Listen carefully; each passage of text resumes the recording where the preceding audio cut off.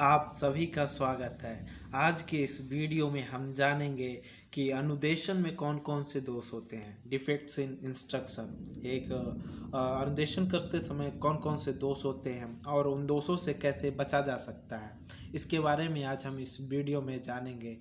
जब एक अनुदेशक अनुदेशन के लिए जाता है तो एक अनुभवी इंस्ट्रक्टर अपने प्रयासों और अपने अनुभव के आधार पर अपने इंस्ट्रक्शन में तो सुधार कर लेता है, लेकिन जब एक नया अनुदेशक इंस्ट्रक्शन के लिए जाता है, अनुदेशन करने के लिए जाता है, तो उसमें कई प्रकार के दोष हो सकते हैं। उन दोषों से बचने के लिए उन दोषों के बारे में जानना आवश्यक हो जाता है। इसलिए आज के इस वीडियो में हम जानेंगे कि अनुदेशन में कौन कौन से दोष होते हैं और उन दोषों से कैसे बचा जा सकता है। तो आप लोगों का स्वागत है SBN ITI के यूट्यूब चैनल पर। अगर आपने अभी तक SBN ITI यूट्यूब चैनल को सब्सक्राइब नहीं किया है तो इसे ज़रूर सब्सक्राइब करें। हम ऐसे ही वीडियो लाते रहेंगे अच्छे टॉपिक्स पर, प्रिंसिपल ऑफ टीचिंग के ऊपर, जो ट्रेनिंग टीचिंग टेक्निक है उसके ऊपर।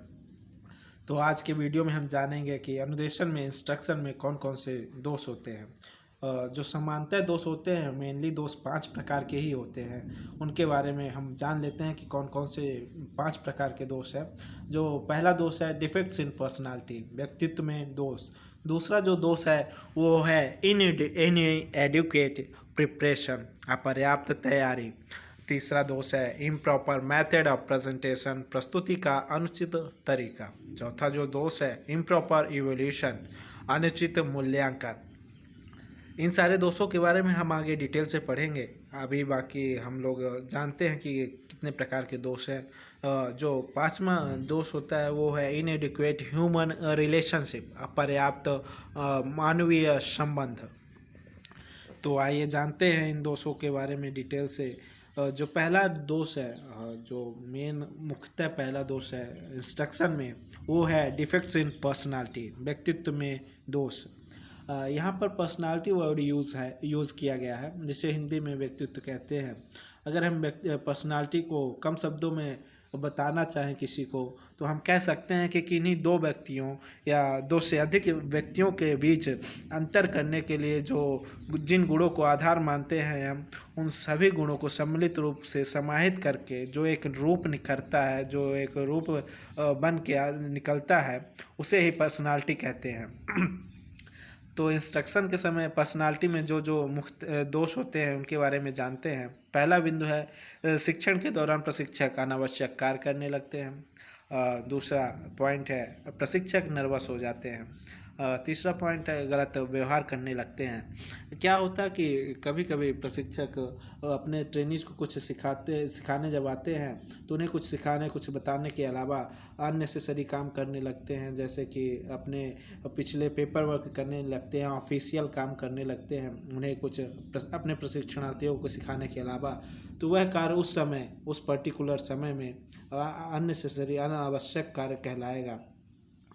इसके बाद जो है अधिक आत्मविश्वास, ओवर कॉन्फिडेंस। क्या होता है कि कभी कभी प्रशिक्षक ज़्यादा आत्मविश्वासी हो जाता है। वो सोचता है कि उसका समझाया गया, उसका बताया गया हर एक चीज़ उसके ट्रेनीज को समझ में आ रही है, और ऐसी कंडीशन में वो है उनसे कुछ पूछता नहीं, उनके बारे में जानता नहीं कि उन्हें कुछ समझ में आ रहा है कि नहीं। तो यह भी एक पर्सनालिटी डिफेक्ट होता है इंस्ट्रक्शन के अंदर। और जो अगला बिंदु है रुचि, महत्वाकांक्षा का अभाव।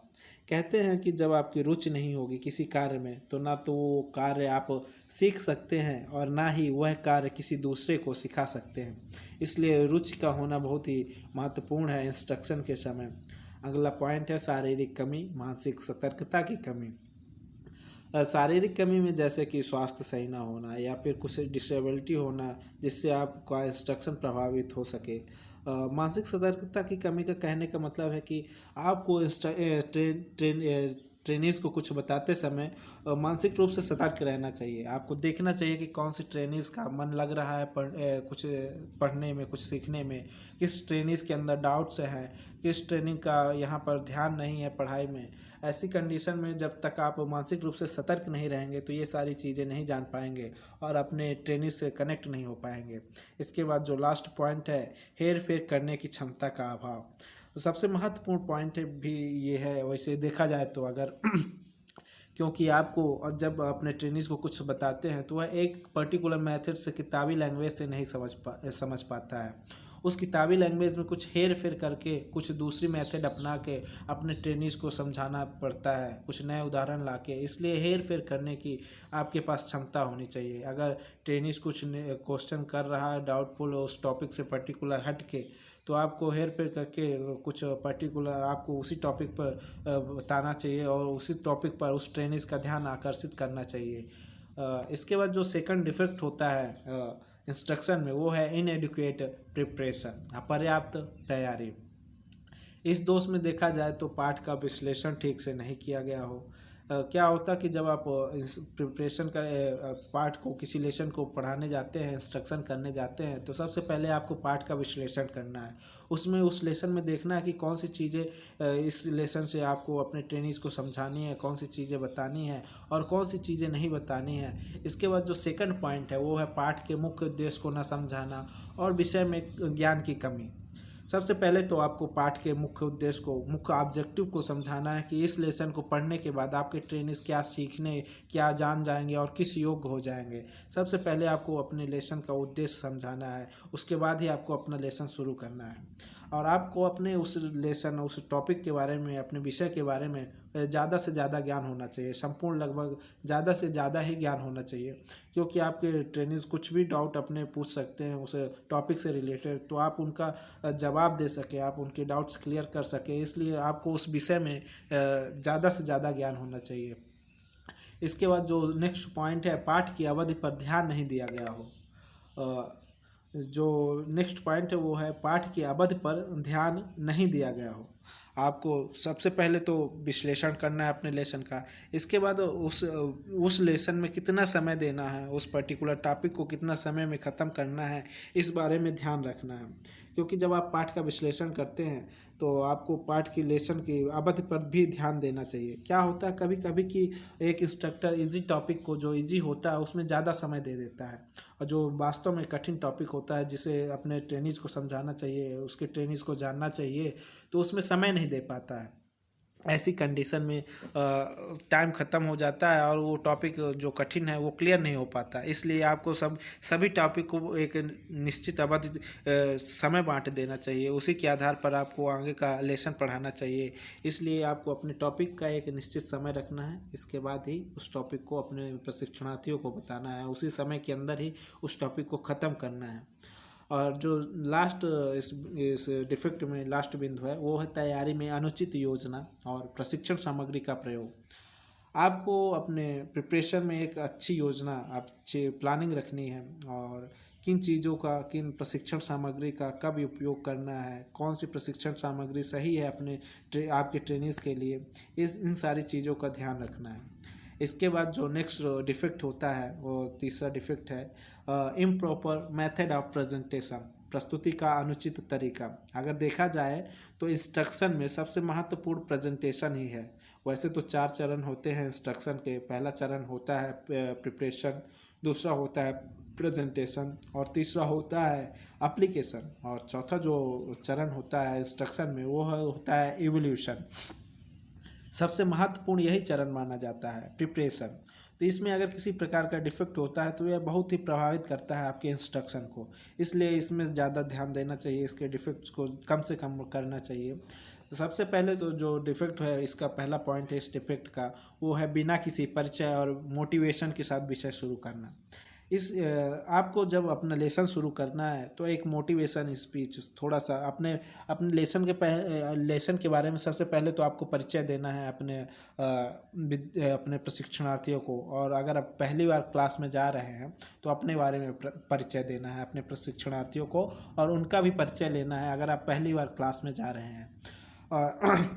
अगर आप कई क्लास ले चुके हैं तो आपको अपने लेसन का परिचय देना है, लेसन से परिचय करवाना है, कौन सा टॉपिक आप पढ़ाने वाले हैं, और उस लेसन से जुड़ा हुआ ही एक मोटिवेशन देना है, जिससे आपकी ट्रेनिंग्स के अंदर जिज्ञासा जागृत हो सके, रुचि जागृत हो सके उस टॉपिक से जुड़ने के लिए, उस टॉपिक को समझने के लिए। इसके बाद जो सेकंड पॉइंट है प्रस्तुति की गलत पद्धति।